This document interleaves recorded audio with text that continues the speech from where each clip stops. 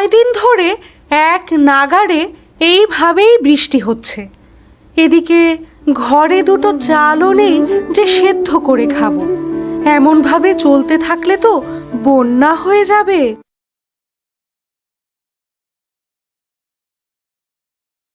কি হয়েছে ঋতু? কি এত বিড়বিড় করছো? যেভাবে বৃষ্টি শুরু হয়েছে এমন হলে তুমি মাছ ধরতে বেরোবে কি করে গো? আর মাছ না ধরা হলে সংসার চলবে কি করে? ঘরে যে কিচ্ছুটি নেই। আরে আমিও তো সেটাই ভাবছি ঋতু। এভাবে বর্ষা বাদলা চলতে থাকলে তো না খেয়ে মরতে হবে আমাদের সবাইকে। কাল বিল থেকে দুটো কলমি লতা তুলে এনেছিলাম। কাল কিছুটা রান্না করেছি আর আজকের জন্য রেখেছি। কিন্তু ঘরে যে কোনো চাল নেই, রান্না কি করব? আশেপাশে দুই এক বাড়িতে গিয়ে একটু খোঁজ নিয়ে দেখো। আজকে আকাশটা মেঘলা হয়ে আছে, কিন্তু বৃষ্টি শুরু হয়নি এখনো। এর মধ্যে নদীতে গিয়ে জাল ফেলে দেখি মাছ পাওয়া যায় কিনা। আশেপাশে আর কার বাড়িতে যাব? সবারই তো একই অবস্থা। বৃষ্টির চোটে কেউই তো এই কয়দিন ঘর থেকে বের হতে পারে। তাহলে তুমি দুটো গমের আটার রুটি বানাও। আজকের রাতটা না হয় আমরা আটার রুটি আর কলমি ডাঁটা সেদ্ধ খেয়েই থাকবো, কেমন? সে না হয় করলাম, কিন্তু যেভাবে বৃষ্টি শুরু হয়েছে, বানের জল ভেসে আসা শুরু হলে তো বন্যা হয়ে যাবে গো। তখনকার জন্য ঘরে তো কিছু শুকনো খাবার মজুদ রাখতে হবে। সেটা তো আমিও বুঝতে পারছি গো। এভাবে চলতে থাকলে তো বন্যা হয়ে গেলে না খেয়ে মরতে হবে। আমাকে আমার জালটা এনে দাও তো দেখি। আকাশ ভালো থাকতে থাকতে মাছ ধরার জন্য বেরিয়ে পড়ি।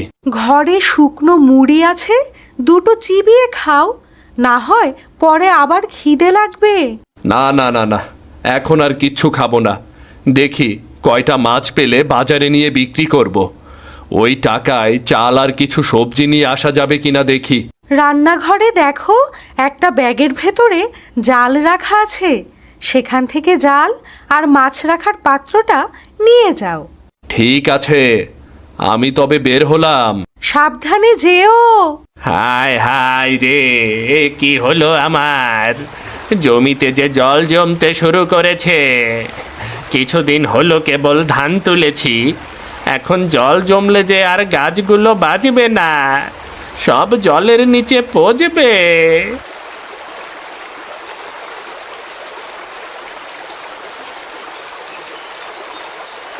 নিলয়, কি রে, কি হইছে তোর? এমনে কইরা হাজারি করতাছ কেন? আরে দেখুন না দাদা, এই কদিনের বৃষ্টিতে আমার জমিতে জল জমেছে। আজকেও তো আকাশ মেঘলা হয়ে আছে, যে কোনো সময় বৃষ্টি নামবে। এভাবে চলতে থাকলে তো জমি জলের নিচে তলিয়ে যাবে। আমিও তো আমার জমি খানাতেই খাইলাম, আমার জমিতেও তো জল জমছে। বুঝবার পারতাছি না রে, কি করমু। এমনিতেই বৃষ্টির জন্য মানুষের আয় রোজগারের পথ বন্ধ হয়ে আছে। তার উপর আমাদের চাষিদের যদি এই অবস্থা হয়, তাহলে মানুষ খাবে কি আর বাঁচবে কি করে? এখন থেকে আমাদের আগাম প্রস্তুতি নিয়ে রাখতে হবে রে, না হলে পরে আমাদের বিপদে পড়তে হবে। আমরা গরিব চাষাভুষা মানুষ, আমাদের নিজেদের জমানো তো তেমন টাকা পয়সা থাকে না। যা থাকে জমির কাজেই লাগিয়ে দিই এই ফসলের আশায়। তা ঠিকই কথা কইছো তুমি। আমরা তো ফসলের আশায় কত কি বিসর্জন দিয়ে ফালাই, আর শেষকালে যদি ফসলের এই হাল হয়, তাইলে তো এই চাষবাস করার ইচ্ছাটাই মইরা যায়। এক কাজ করলে কেমন হয় দাদা?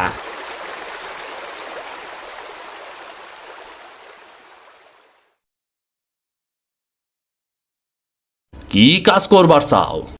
আমরা যদি সেচে জমির জল সব বাইরে ফেলে দেই, তাহলে কেমন হয় বলো তো?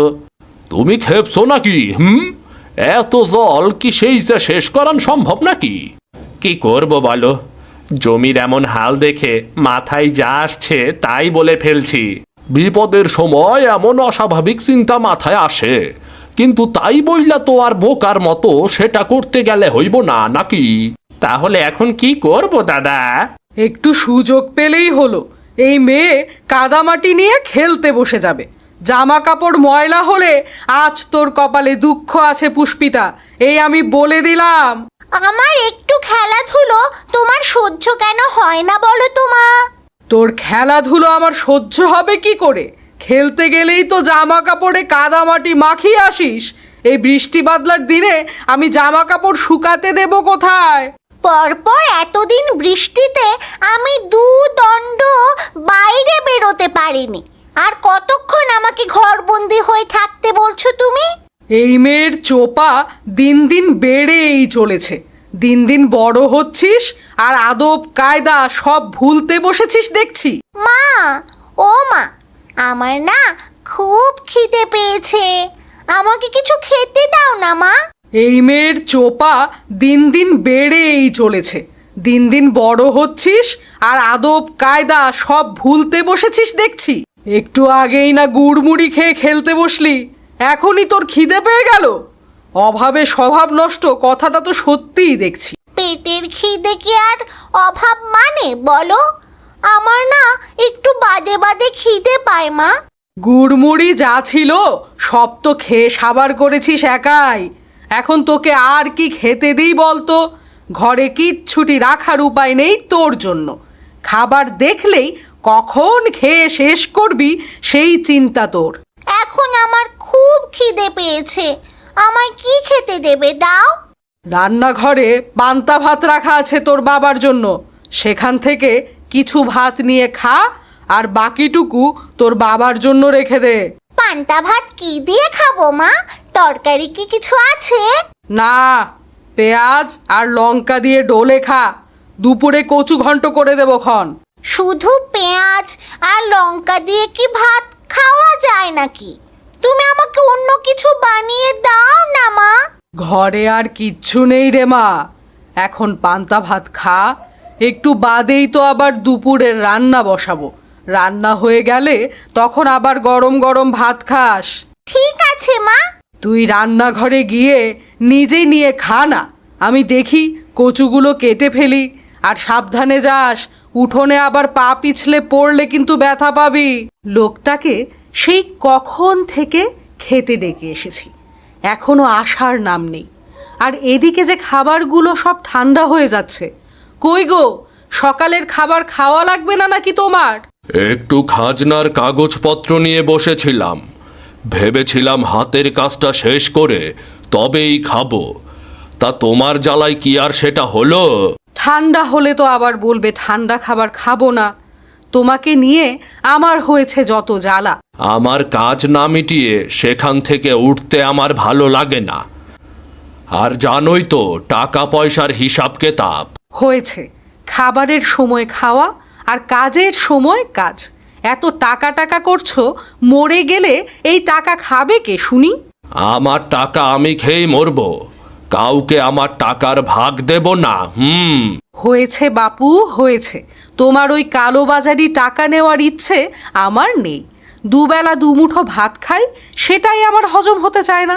আরে মনে রেখো, এই কালো টাকা দিয়েই কিন্তু সব আরামায়েশের জীবন পেয়েছো তুমি। গায়ের মানুষদের রক্ত চোষা টাকাতে আমার আরামায়েশ ভালো লাগে না। তুমি ভালো করেই জানো যে আমি বিলাসিতা পছন্দ করি না। আর হতভাগাদের থেকে মেরে আনা টাকা তো আমাকে আয়েশ দিতে পারে না। খেতে এসে তোমার নীতি কথা শুনেই তো পেট ভরে যায়। এতই যখন মায়া হয় তখন যাও না, একটা ধর্মশালা খুলে বসো। সেটা পারলে তো ভালোই হতো। জীবনে তোমার সাথে থেকে যে পাপ কামিয়েছি, তার বদলে কিছুটা পুণ্য যদি পেতাম। আমায় কি খেতে দেবে না নাকি? নাকি এভাবে খোঁচা মেরে কথা শোনাতে থাকবে? তাহলে আমাকে ডাকবার কি দরকার ছিল? দিচ্ছি, খাবার খেতেই তো ডেকে এনেছি, তা তুমিই তো শুরু করলে। আজ 2 দিন হয়ে গেল বাড়ির বাইরে কোথাও যেতে পারছি না। এইভাবে জলবন্দি হয়ে কি থাকা যায় নাকি?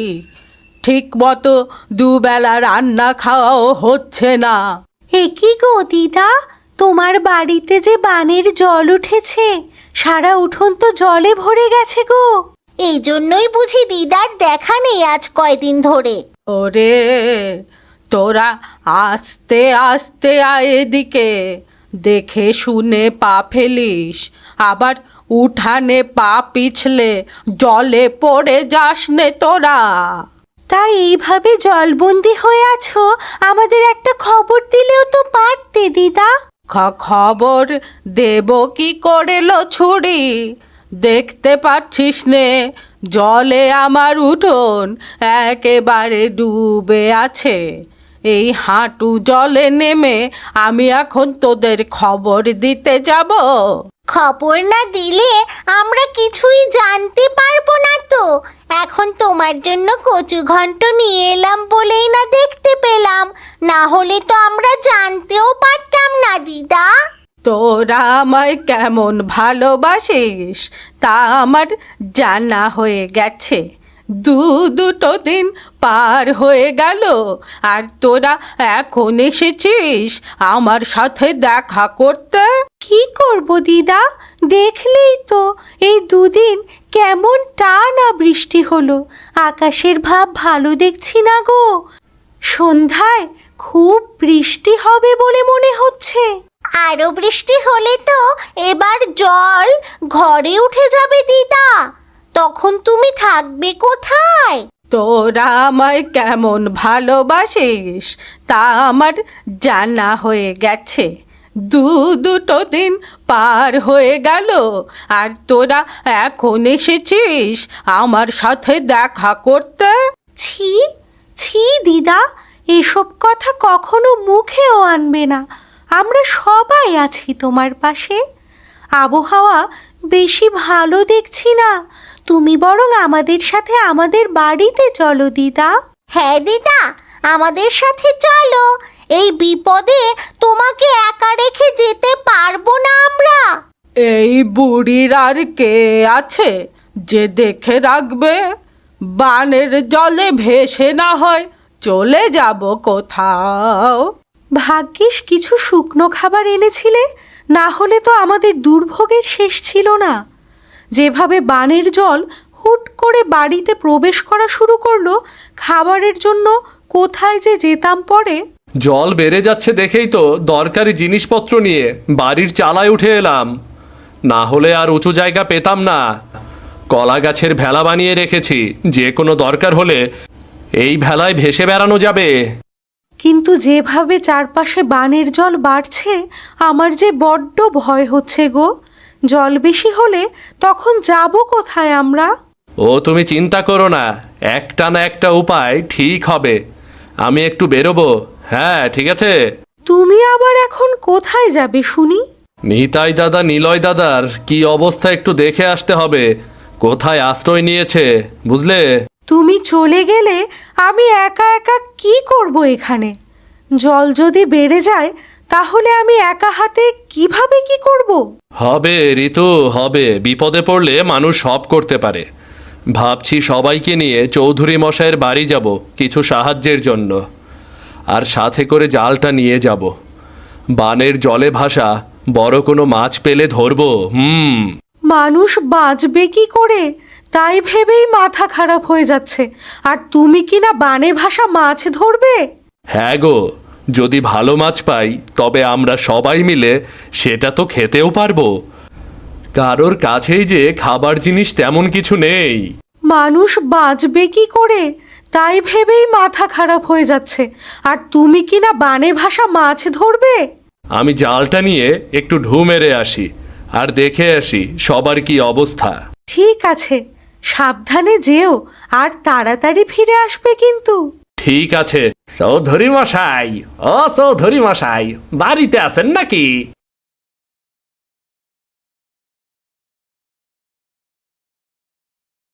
আমি দোতলার ওপরে। এই যে দোতলার ওপরে তাকাও। বাবু, আমাগর একটু সাহায্য করেন না বাবু, নাইলে তো সবাই না খেয়ে মারা পড়মু। কি সাহায্য করব আমি তোমাদের, বলো। আপনার কোষাগার থেকে যদি আমাদের কিছু চাল আটা দিয়ে সাহায্য করতেন তবে সবাই পেটের খিদা নিবারণ করতে পারতাম আর কি। আমার কোষাগারে যা খাদ্যশস্য জমানো আছে সেগুলো তো আমার ব্যবহারের জন্য জমানো আছে, সেখান থেকে তোমায় দিলে আমি চলবো কি করে? কিন্তু আমরা তো সবাই খুব দুর্দশার মধ্যে দিয়ে যাইতাছি বাবু, আমার ঘরে চাল নাই, তরকারি নাই, শুকনা মুড়ি চিবাইয়া দিন কাটাইতাছি। ওই ঢের ভালো তোমাদের জন্য। আমি সেভাবে কিছু দিতে পারবো না তোমাদের। নিজেরটা নিজেরাই জোগাড় করে নাও। যাও যাও। ঠিক আছে বাবু, আমরা তাহলে আসি এখন। ও মা, মা দেখো, ওই দেখো কত বড় একটা মাছ দেখা যাচ্ছে বানের জলে। আরে তাই তো রে, এমন বড় মাছ তো আমি আগে কখনো দেখিনি। এটা কি মাছ গো দিদা? দেখতে তো মনে হচ্ছে বিশাল একটা সোনালি কাতলা মাছ হবে এটা।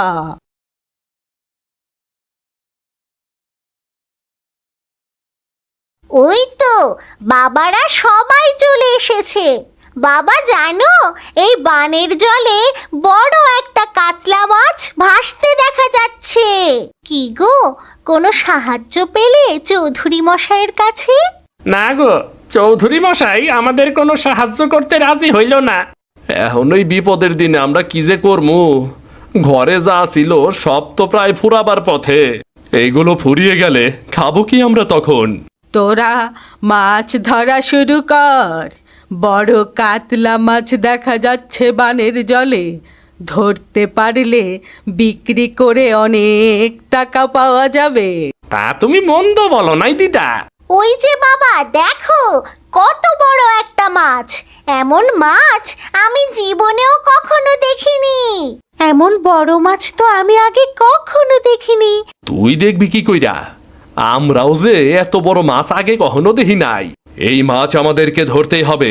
যে যা পারো তাই নিয়ে চলো। আমরা মাছটা ধরবার চেষ্টা করি। আর আমার কাছে জালও আছে। তাই চলো, মাস্টার পিছু করি। চলো চলো।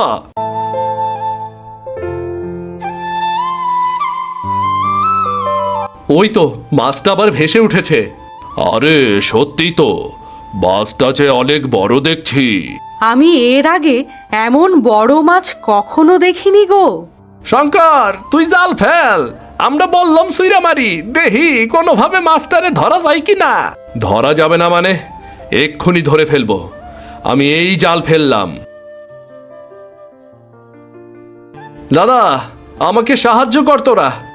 একা হাতে আমি অত বড় মাছ তুলতে পারবো না। মাছটা জালে আটকা পড়ে লাফালাফি করছে। হ হ, আমরা সাহায্য করতেছি তোরে।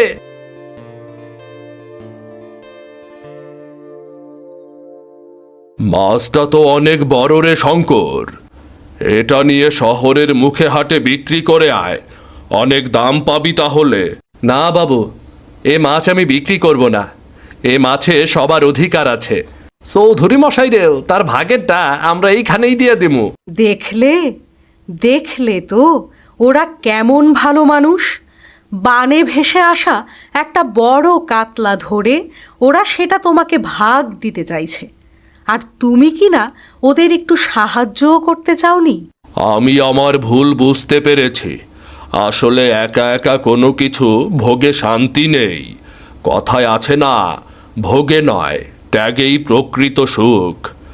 তোরা যাবার পথে আমার কোষাগার থেকে চাল ডাল যা লাগে নিয়ে যা।